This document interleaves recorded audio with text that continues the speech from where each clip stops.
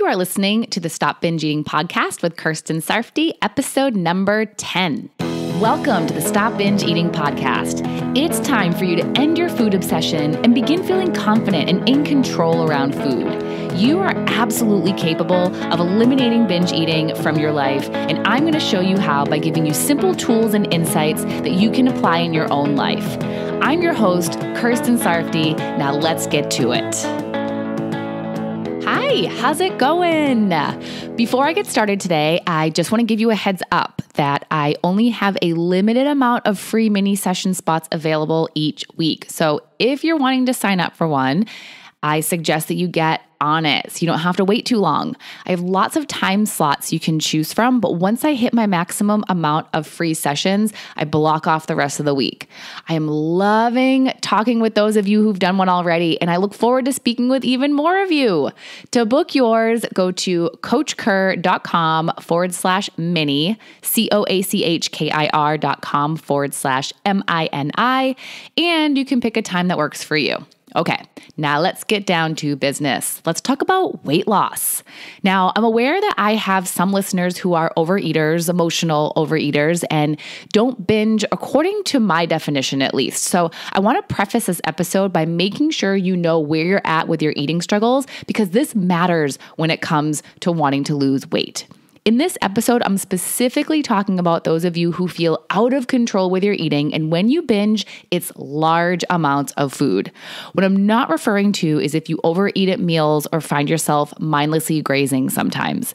Most of what I teach in this podcast can absolutely be applied to both binge and overeating, and I also work with both in my coaching practice, but I want you to know that today's episode is specific to binge eating just so you don't get confused. So I know that not all binge eaters want to lose weight. I've had people come to me who are happy with their weight or just a few pounds over their ideal weight, but the binge eating is just an emotional hassle in their lives. So not all binge eaters are overweight. But I will say that most of my clients and most of the people I talk to have weight they want to lose. So I want to talk about this because I understand and know the struggle of trying to lose weight for years while battling binge eating at the same time. My highest weight ever was actually before I started binging. That weight I was at was the reason I went on my first diet, which ended up leading me to binging. While I was binging, I was borderline overweight a lot of the time. I remember I'd get to 1 pound below the BMI, what the BMI would consider overweight for me, and then I'd start restricting. What I kept seeing happening was that I get halfway to my goal, and then I'd gain it all back. It was crazy and frustrating. There was this one number on the scale I just could not get past, couldn't figure out what the deal was. But as I look back now, I was probably restricting in order to get there and being too strict about my diet. And then once I get to that point, I'd think I could ease up a little bit. Then, of course, a little bit became a lot and I was back to the start. Then there was this one time when I finally did get past it, I ended up getting down to my goal weight, and I'll tell you, it did not come off fast. I actually averaged about 1/3 of a pound a week. And I know it's because although I thought I was doing the right thing by counting calories and doing intense exercise, from what I know now about the latest weight loss research, this is not the best way to lose weight. It may have worked well for me when I was 19, but definitely not so well in my 30s.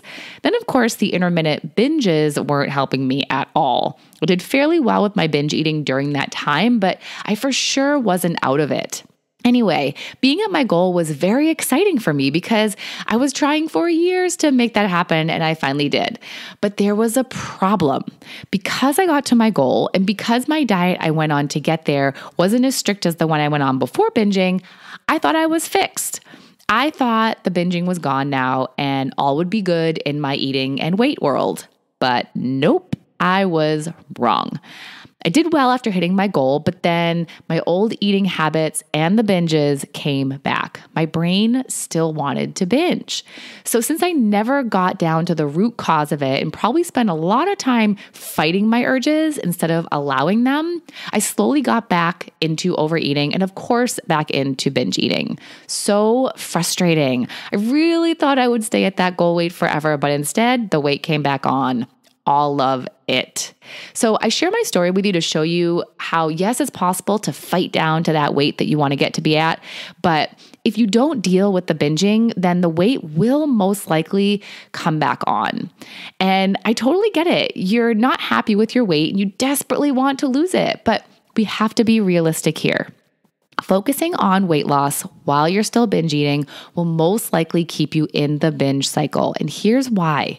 You're most likely going to want to restrict to make up for the binging. And we all know where that leads. And if you don't know, make sure you go back and listen to episode 4 where I explain it.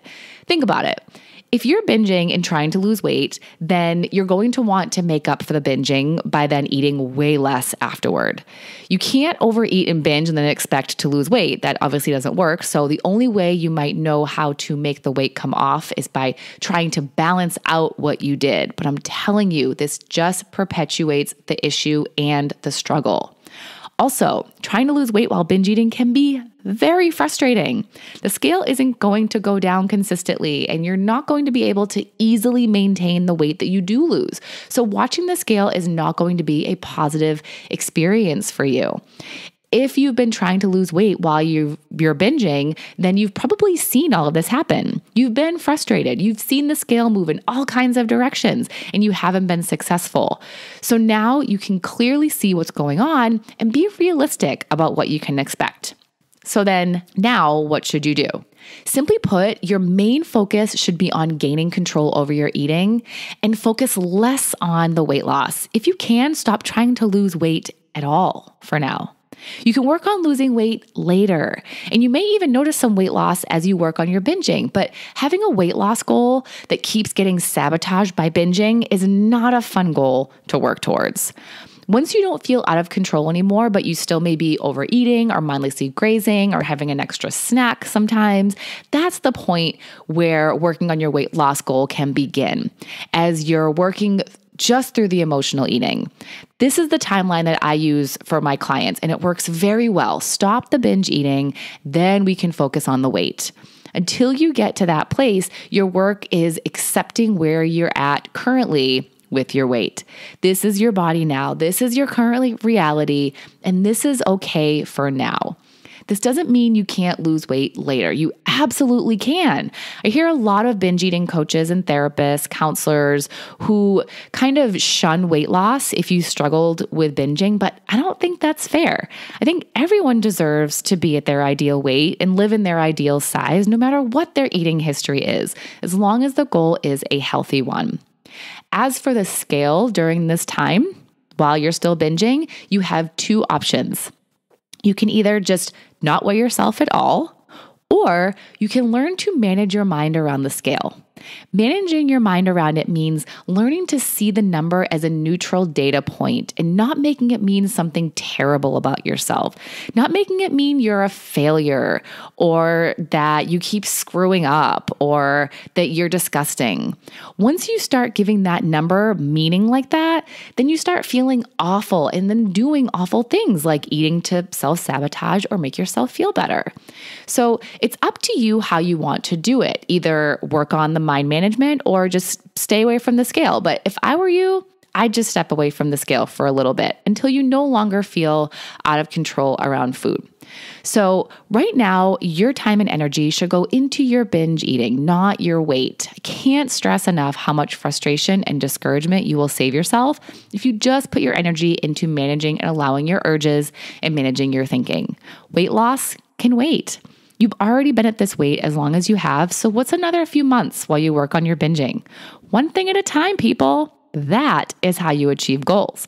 And speaking of goals, I have one to get to 100 reviews of this podcast on iTunes. I know there's a lot of you listening who haven't written one yet, so what are you waiting for? This doesn't just benefit me, it also benefits anyone else searching for binge eating help. If they know how much you're loving it, then they'll want to love it too. And then they'll get to love and learn at the same time, just like you are. How awesome does that sound? So awesome. So if you're an iTunes listener, it's really easy to do it on your podcast app. If you just scroll down below the other reviews and it nice and clearly says write a review. So you click on it and you're good to go. All right. Thanks so much for listening. I love you guys. Keep doing the work. Stay off the scale just for now, and I will talk to you next week. Bye-bye. Thank you for listening to the Stop Binge Eating podcast. If you like what you heard today and you want more, go to coachkir.com/free. That's COACHKIR.com/free to get some awesome free stuff to help you stop binge eating.